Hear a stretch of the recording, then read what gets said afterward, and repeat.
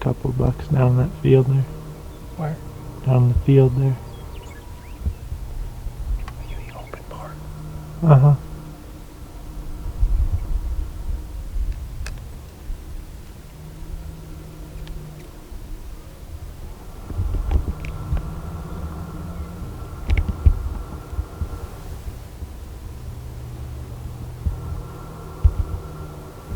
I see 3 deer out there. Mm-hmm. Could you tell what that last one was? No, I just looked up one. Back on our knob again this morning on the south side of this property. Dealing with a little bit of fog here at daybreak, but it's starting to move off pretty quickly. Jake looked up here to the north near the oil rig where we were at yesterday. And there's a nice buck, small buck and a doe out here in this meadow. We got north wind this morning, although it's very light. It's supposed to be north all day. At least that's what it says, but who the heck knows what it's going to do. We're going to watch these things here for a few minutes and then devise a plan to go after him. He's just comfortably feeding out there. Man, I know we could get right in that creek and get right up there to him. The only thing is, if he goes out in the field to bed, we probably won't be able to see him then.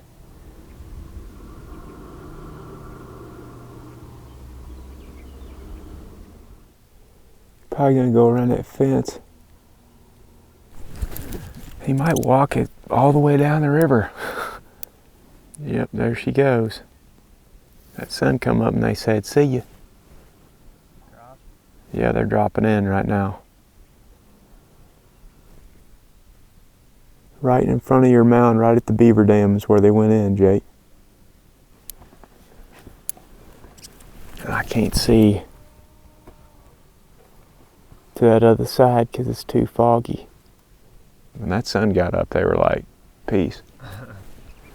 About the time we decided to go down there after him, Jake spotted one of the bucks back in the river bottom, so we wound up just sitting up here. We wanted to stay here as long as we had eyes on them. The does ended up moving to the left where we were wanting to come in from. One of the bucks went to the east out there along the edge of the creek because Jake saw him pop out there for a second and then kind of head back north. So if we go up the creek, we got a bunch of does in between us and the bucks. The bucks are up there, does are right there. The big bucks kind of split up at the end though. Yes. One went to the west and one went further northeast, Yep. which is probably a good thing. Yep. And the wind is good right now. It's out of the west this morning and it's supposed to be out of the west this evening as well and tomorrow. So I really don't want to burn it, but all those deer went through a spot in that river. Me and Jake saw it the other day when we saw that buck bedded down there. There's a beaver dam. And that river's high right now. I mean, when we checked the water yesterday, it was waist deep in spots. So I'm assuming at that beaver dam, it's pretty shallow, and that's why those deer are crossing right there. I really would like to get to that beaver dam this evening and have a good setup right there. And if the wind is consistent, it might be possible, but there's so many deer bedded within 150 yards of it right now that it's going to be real tricky. And the wind's not very high. If the wind was high, we'd already be down in there. But as you can tell, it's really calm this morning. And every time we've been in that river bottom when it's calm like this, we've had issues with swirling winds and deer picking us off and everything else. Maybe we'll spot one of them up moving around and we'll get a better idea of pinpoint their location. Yeah, I'm gonna go up to the top of that rock. Go up that right side there.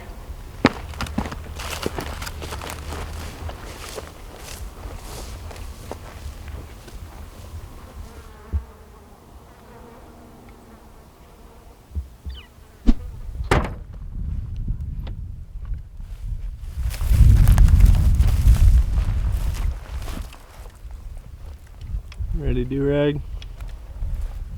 Yep. Going back in tonight after those bucks that we watched this morning.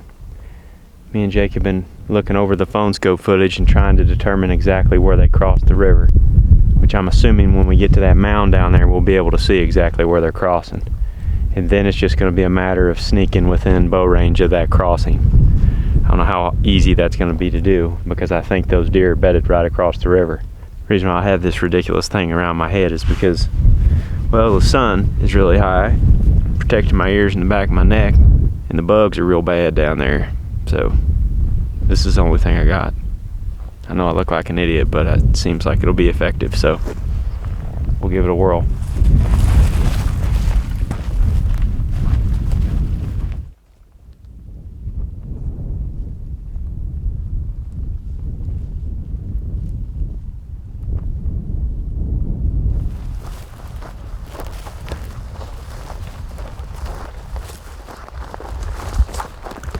I think they went in right by those 2 sage bushes. I think so too. That's the bush right there, isn't it? Yeah.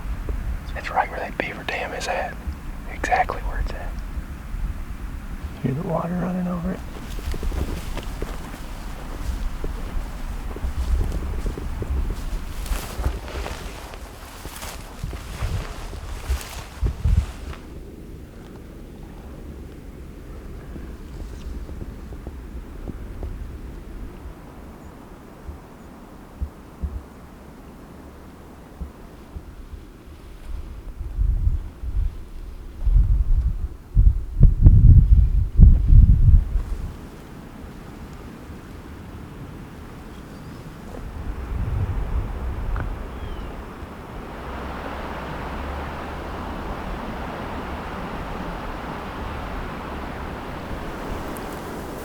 If they went and they crossed right here, if they crossed right there.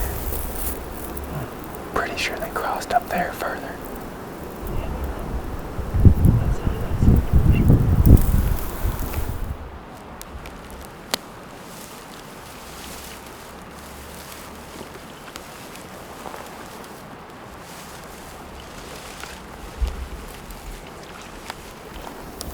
Wind is a little tricky. It's coming like this. As you all can hear and see, that beaver dam is right there and the crossings are right below it where those deer went in this morning. I'm just going to try to tuck in behind this sage bush and shoot them when they're either in the creek or when they pop up on our side right here. I don't know if it's going to work or not, but it's the only option that we have, short of getting in a tree in the middle of the river, which, as you can tell, the river's ripping pretty good. Looks like we got 2 crossings right down here, one at 30 and one at 45. And those bucks came past that sage bush this morning, which is 18 yards from me. They were just on the other side of it. Actually, all those deer did. So hopefully one of those bucks will use that same crossing tonight and we can get a shot at him. I can draw behind this sage bush right here and then lean out and potentially shoot one as he's standing there contemplating crossing the river, because that's what they all did. They kind of got to the edge of this bank this morning. And then before they bailed off in there, they thought about it for a few seconds. So if one does that, I could maybe shoot him across the river here, or the creek. Or I can wait till they get in the water and then draw back and try to shoot him on this side. The only thing I'm worried about is if I wait for him to get up over here, then I don't have any back cover. They could pick me off really quick. It may not matter if I'm already at full draw. The wind is finally good. It's really good. It's blowing right down the river, taking it straight back out towards the butte where we glassed from this morning. As long as it stays that way, we should be in good shape here.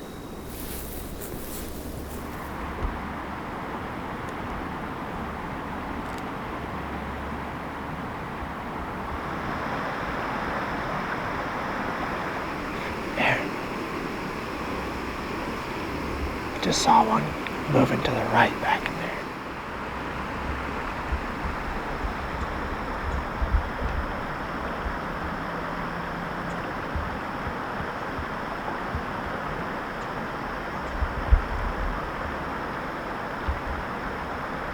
A doe.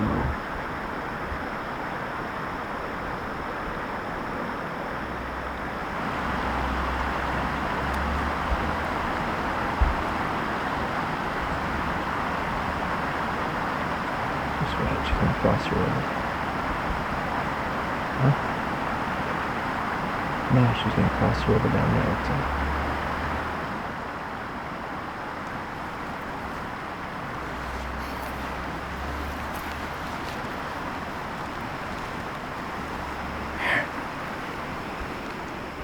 About 100 yards walking this way. I couldn't tell. I'm assuming it's one of those does.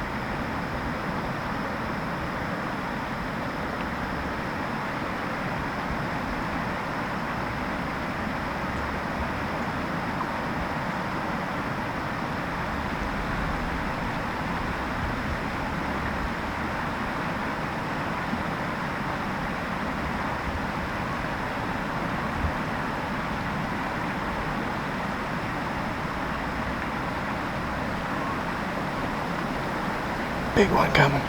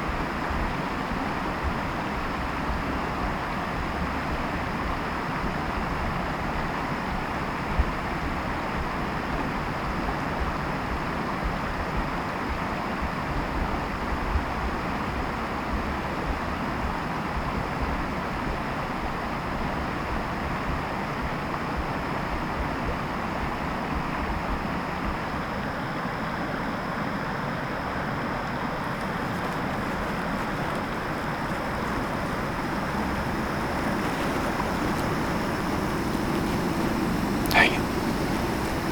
I guess he just caught a whiff. I don't know what else it could have been. Wind feels good in here. He's looking back the other direction. Spooky acting.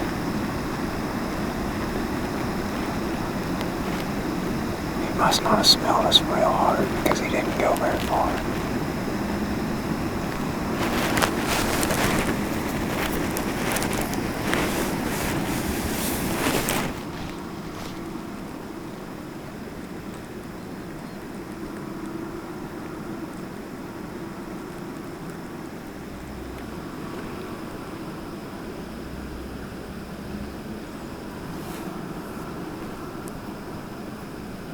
See her? Yeah, I see her. She's looking back into the left like that direction the other buck went.